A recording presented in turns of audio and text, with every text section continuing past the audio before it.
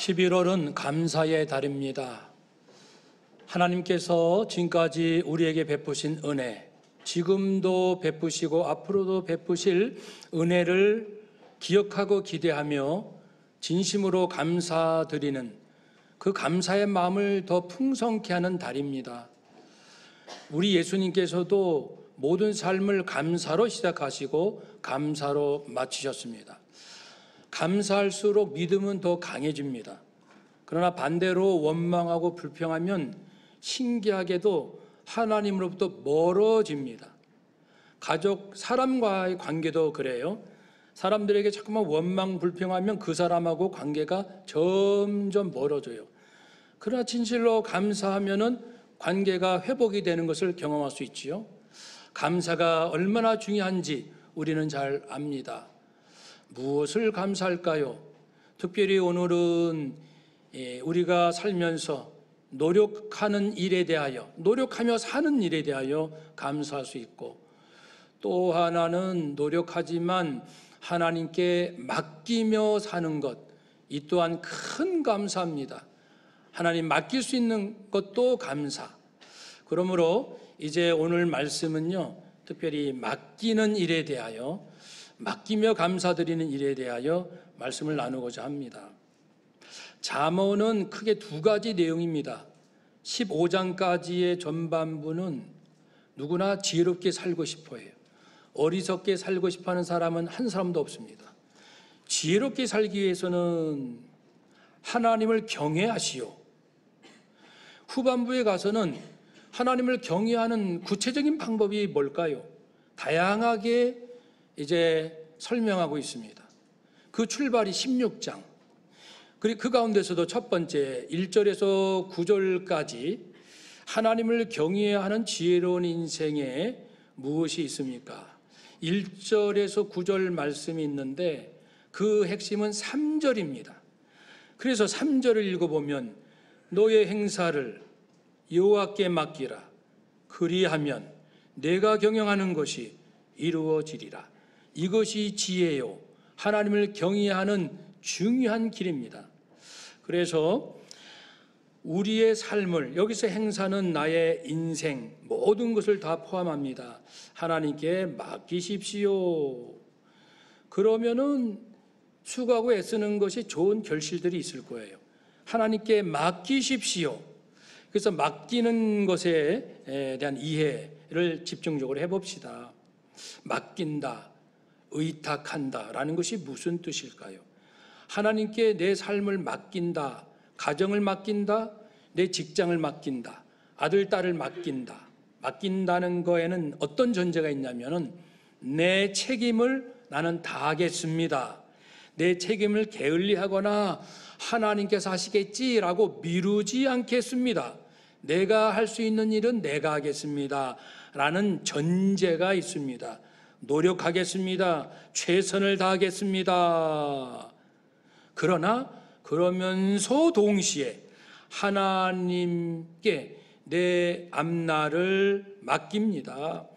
그러니까 일을 하는 동안에도, 그리고 일을 다 마친 다음에도 어떤 일이 어떻게 전개될지 나는 모르지만 하나님께 드려서, 하나님께 공을 넘겨서 하나님께서 꼼꼼하게 하나씩 하나씩 완전히 챙겨주실 것을 나는 믿습니다. 이것이 넘긴다, 맡긴다라는 뜻입니다. 창세기 29장에 보면 야곱이요, 이제 목축업을 하는데 동방의 땅에 이르러서 양을 이제 칠 때 양이 배고파서 알았어, 먹을 것 줄게, 초지가 풍성한 곳으로 데려갈게, 목마르다고 마실 물을 찾아서 줄게. 그래서 우물가까지 왔습니다. 우물가에 왔는데 거기에는 큰 돌이 우물을 덮고 있습니다. 그래서 누구든지 그 돌을 옮겨야 됩니다. 이동시켜야 합니다. 이 돌을 이동시키는 것을 맡긴다라는 원어입니다. 맡긴다는 것은 이 돌을 옆으로 이동시킴으로써 여기에는 돌이 없잖아요. 내가 내 인생을 하나님께 맡겼다면 여기에는 내 인생이 없다는 거예요. 하나님께 이동시켰기 때문에. 무엇을 이동시키냐면은 주도권. 하나님께서 내 인생의 주인이시다. 내 인생의 주인은 내가 아니에요. 하나님이 주인이십니다. 하나님의 목적에 나는 순종해야 합니다. 주도권을 넘겨드리겠습니다. 한번 따라 합시다. 하나님, 제 인생의 주도권을 하나님께 넘겨드리겠습니다. 아멘. 그것이 맡긴다, 넘긴다, 위탁한다 라는 뜻이죠. 맡겨야죠. 당연히 하나님이 전지전능하시고 나를 사랑하신 분인데, 주인이신데 당연히 맡겨야죠. 그러나 실제로 우리가 어려움 당할 때, 또는 그 이전에라도 열심히 살긴 사는데 주도권을 자기가 가지려고 하는 경우가 얼마나 많은지요. 일이 잘 되면 주도권을 더 강하게, 그래 이것 봐봐, 내 방법으로 하니까 잘 되잖아, 그러니까 내 방법을 더 굳세게 고집 피우죠. 잘 될수록, 하나님께 주도권 넘기지 않은 사람이 일이 잘 되면 잘 될수록 더 고집을 피우고 자기 식대로 하려고 하니까 하나님하고는 점점 더 멀어지고 있죠. 본인만 모르는 거예요. 일이 잘 되고 있으니까요. 그래서 맡긴다는 것 아무나 맡길 수 있는 게 아닙니다. 주도권 요즘 사람 누가 넘기려고 해요? 아까 우리 장로님 말씀하신 젊은이들은 내 건데, 내 인생 내가 마음대로 할 거예요. 부모님 간섭하지 마세요. 이렇게 당당하게 말하는 시대 아닙니까? 맡기려면은 하나님이 어떤 분인지 알아야 마음 푹 놓고 맡기죠. 그래서 1절부터 8절까지요, 하나님이 어떤 분이신지를 알려줍니다. 1절, 마음의 경영은 사람에게 있습니다. 마음의 경영, 사람이 자기의 마음으로 일은 이렇게 해야지, 우선순위는 이렇게 하고 중요도는 이런 거야. 선택과 집중하기 위해서 배열, 배치, 준비, 계획 착착착착 이렇게 하는 거지, 계획은 마음대로 할 수 있어요. 또 그것을 이루기 위하여 애도 쓰고 정말 누구 못지않게 열심히 살아갈 수 있습니다. 그럴 수는 있다. 물론 그러면서도 감사해야죠. 하나님, 제가 이렇게 게으르지 아니하고 계획 세우고 지혜로운 가운데서 이 삶을 꾸려나가는 것, 이렇게 하시는 것 감사합니다. 그것도 감사하고요. 그러나 말의 응답은 하나님께 있습니다. 무슨 말? 혀입니다.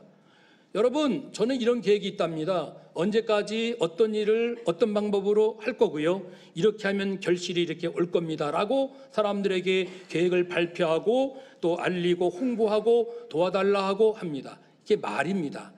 그렇게 자신의 계획을 선포하고 알리지만 그대로 될 것인가, 말한 대로 될 것인가, 그 응답은 하나님께 있다는 겁니다. 그래서 표준 세번역 공동 번역대로 하면은 한번 따라 합시다. 계획은 사람이 세우지만 결정은 하나님이 하십니다. 아멘. 같은 내용이 9절에서 이렇게 표현되지요. 사람이 마음으로 자기의 길을 계획할지라도 그의 걸음을 인도하시는 이는 여호와시니라. 그러므로 내가 노력은 할지라도 주도권은 쥐어서는 안 되겠다. 내 노력에 한계가 있다. 나는 한치 앞을 모른다. 지금 내가 이기려고 할 때, 어떤 일을 할 때, 이 사람 만날 때, 이 일을 계획할 때 어떤 일이 할지는 나는 전혀 알 수가 없으니 하나님께 완전히 맡기리라. 그런 하나님께서 결정한다는 것을 믿을 때만이 주도권을 넘길 수가 있습니다. 그거 못 믿으면, 믿지 못하면 내가 하려고 하죠. 2절에 보면요, 사람의 행위가 자기에게 보기에는 모두 깨끗하다. 내가 이 정도 하면 깨끗해, 훌륭해, 칭찬받았어, 상 받았어, 인정받았어, 괜찮지 않아? 자기 눈, 자기 판단, 자기 생각으로는 그렇게 할 수 있을지 몰라도 셀프 평가. 그러나 여호와는 심령을 감찰하십니다. 마음을 감찰하십니다. 마음속에 있는 모티브, 동기를 저울질하십니다.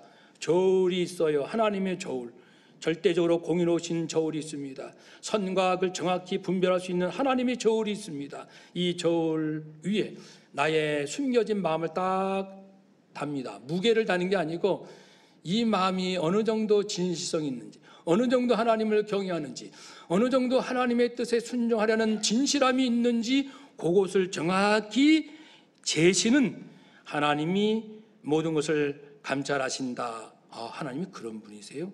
나는 사람들에게 인정받으면 내가 잘 되는 줄 알았어요. 내가 상 받고 칭찬받으면 이게 제대로 가는 길인 줄 알았는데 그게 아니란 말이에요. 하나님이 인정해야 제대로 사는 거군요. 아, 하나님은 나의 깊은 동기, 마음까지 살핀 그런 분? 알겠습니다. 그런 분에게 내 인생의 주도권을 넘기겠습니다. 그래서 넘길 수 있는 거죠. 4절에 보면요, 여호와께서 온갖 것을 그 쓰임에 적당하게 지으셨습니다. 모든 것은 다 목적이 있습니다.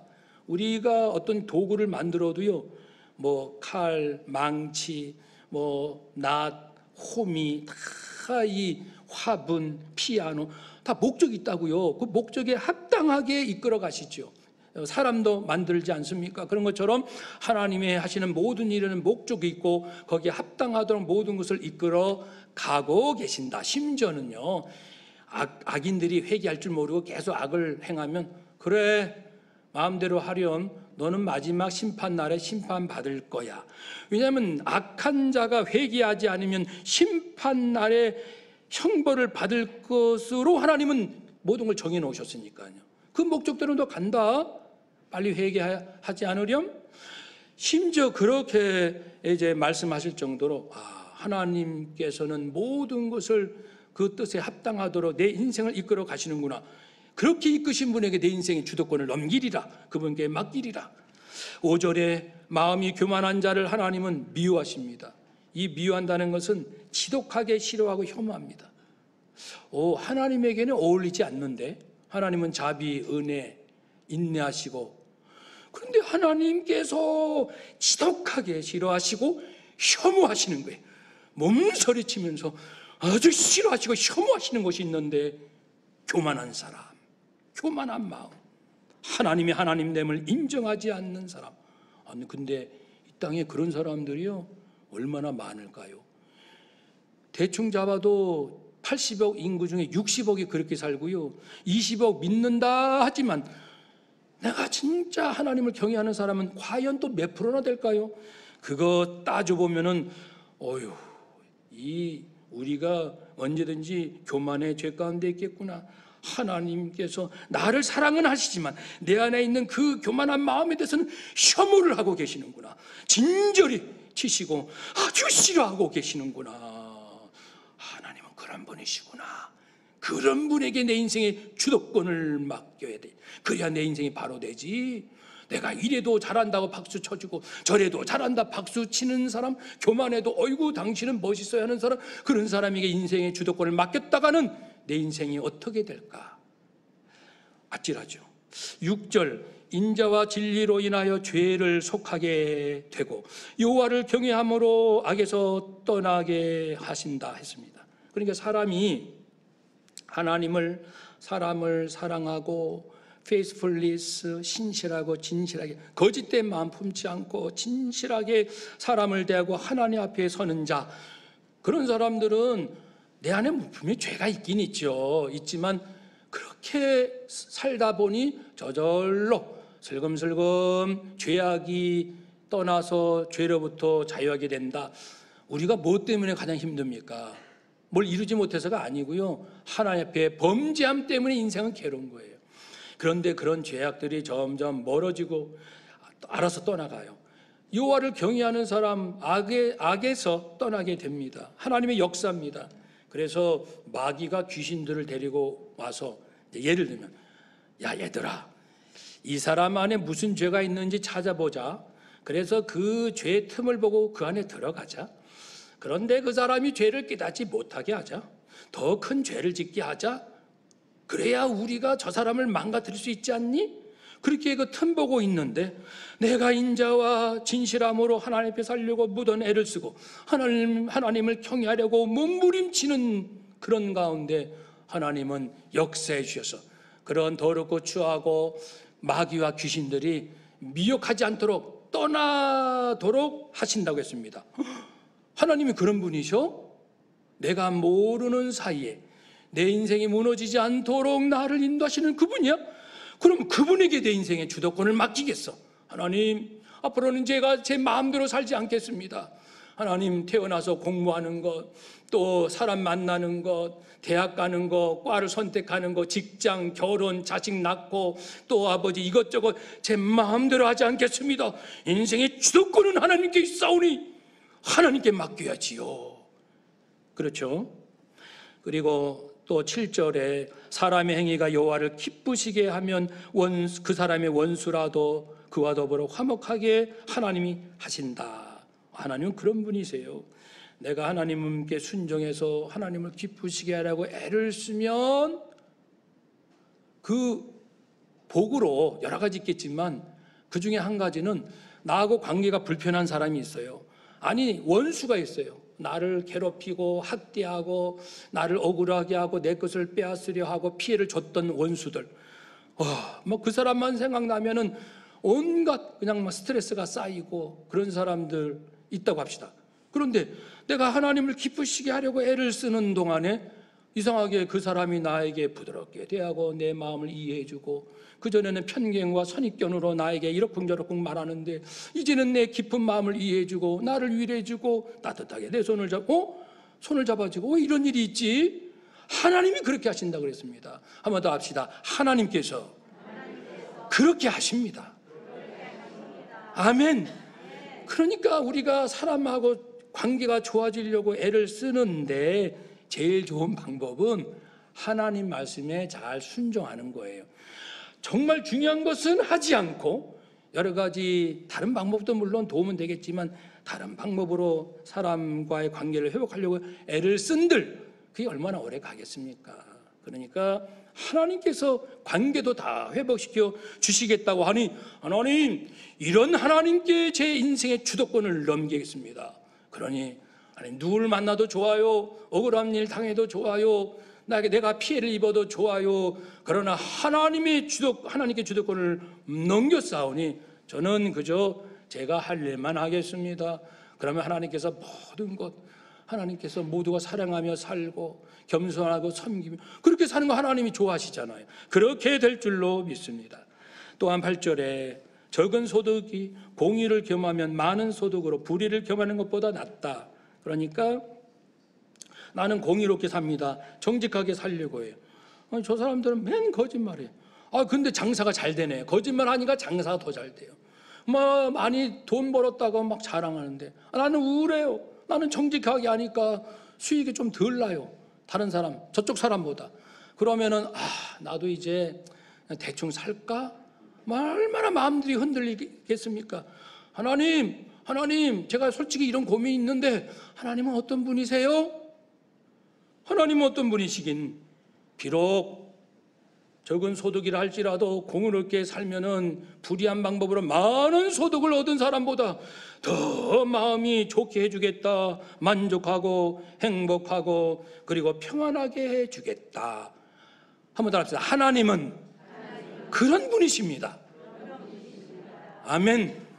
아니, 솔직히 우리가 물질 많은 것도 좋지만 더 중요한 건요, 내 마음이 진짜 평안한 겁니다. 만족하는 거예요.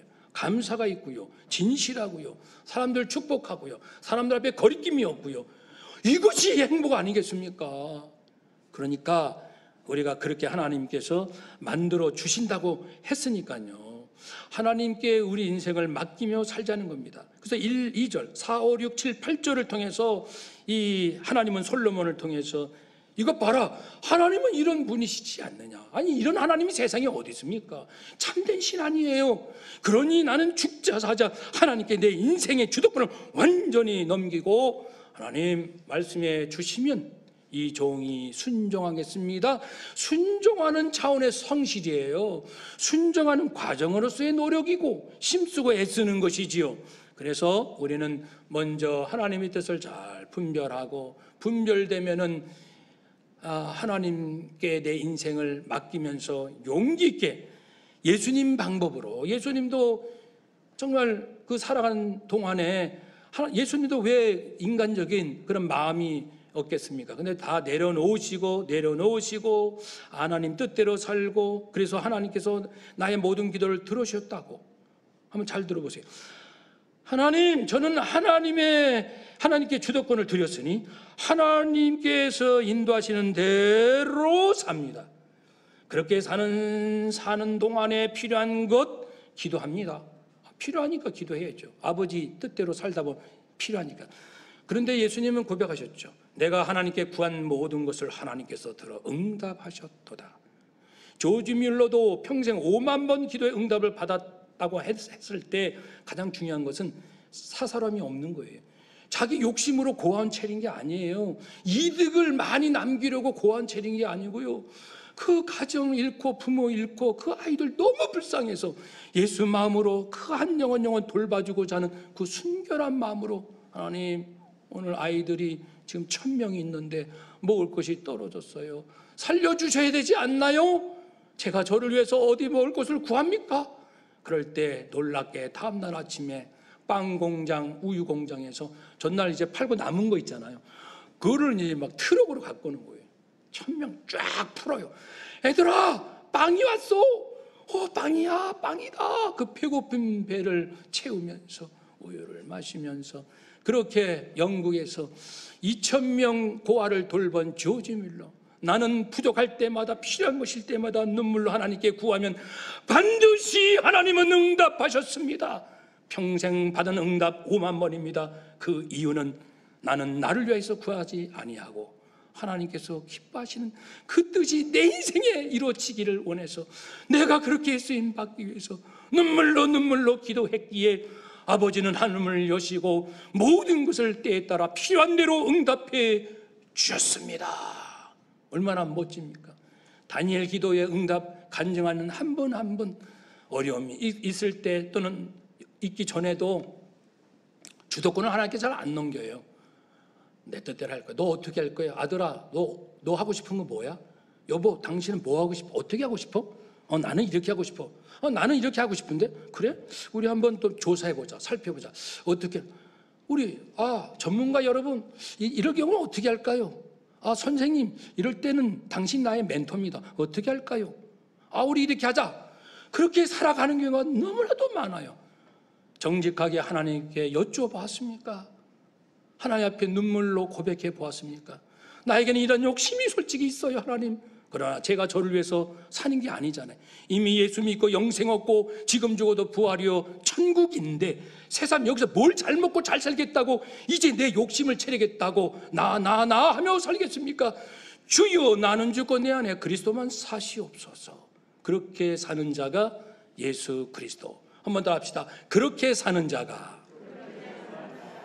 그리스도인, 기독교인, 성도입니다. 우리입니다. 아멘. 목회자도 선교사도 그리고 주의 일을 하는 많은 사람들도 얼마나 인생의 주도권을 하나님께 넘기지 못하고 자기 욕심 채우려고 하는지 모릅니다. 하나님은 이제 기다리고 계십니다. 나를 믿니? 나를 정말 믿어? 그렇다면은 오늘 본문에서 하나님이 소개됐는데 이런 하나님으로 네가 믿는다면 이제 주도권을 그만 고집하고 내게 넘겨라. 그리고 기도하고 기다려라. 근데요, 기다려야 돼요. 그때마다 착착 이게 응답해 주실 때도 있지만 그러지 않는 경우도 많거든요. 기다립시다. 조바심 내지 말고. 세상은 너무 빨라요. 빨리. 그러니까 결정도 빨리 해야 돼요. 그러니까 기도할 틈도 없는 거예요. 그래서 세계적으로 유명한 한 학자가 있어요. 그분이 전 세계 그 흐르는 여러 가지 흐름을 여러 책을 통해서 말해준 분이 있는데요.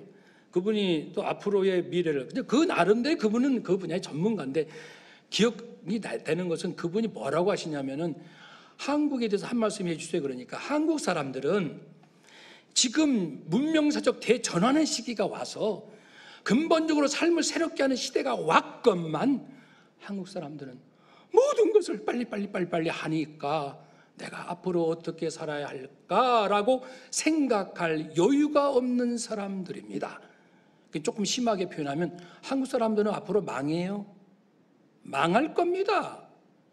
생각하지 않고 정신 차리지 않고 이제 우리식으로 말하면 하나님께 내 인생을 주도권을 넘기지 않는 자는 망합니다. 반드시 망합니다. 망하는 날이 옵니다. 망한다는 것이 눈에 보이는 때가 옵니다. 오직 주도권을 하나님께 넘기고 겸손하게 이제 하나씩 물론 때로는 실패할 수도 실수할 때도 있지만 그래도 눈물로 하나님 뜻대로 살고자 작정하고 나가는 그 자는 하나님께서 긍휼히 여기사 중심을 보신다고 했잖아요. 환난 날에 지금은 다 괜찮아요. 더 힘들고 어려운 시대가 오면 올수록 그런 사람은 빛이 나서 하나님께서 귀하게 쓰시는 그날이 올 것입니다. 우리 교회가 잘 훈련되면 이 지역에도 영등포 얼마나 많은 교회가 있습니까? 그러나 마지막 혼란의 때에 우리 당산동교회 이정권 목사가, 당산동교회 장로님들이, 당산동교회 교회학교 선생님들이 무엇을 어떻게 생각하고 어떻게 행동하느냐가 영등포 지역 서울에 있는 모든 성도님들에게 당산동교회를 보라 이렇게 말할 때가 올 줄로 믿습니다. 하나님 표대 삼아 끝까지 믿음의 길로 나아가시기를 주의 이름으로 축복합니다. 아멘. 기도하겠습니다.